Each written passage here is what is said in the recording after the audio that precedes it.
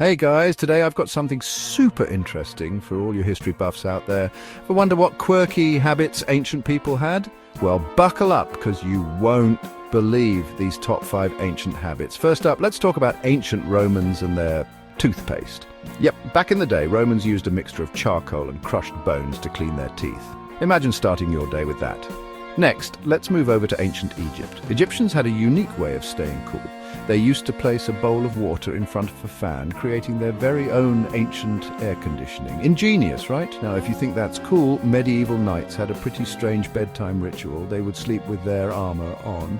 Imagine trying to get a good night's sleep in that metal suit. Talk about dedication to duty. Jumping to ancient China, they had an unusual method for detecting lies. Suspects had to chew on dry rice. If the rice stayed dry, it meant they were nervous and probably lying. No lie detector needed. And finally, let's head to ancient Greece. Greeks believed that sneezing was a sign from the gods.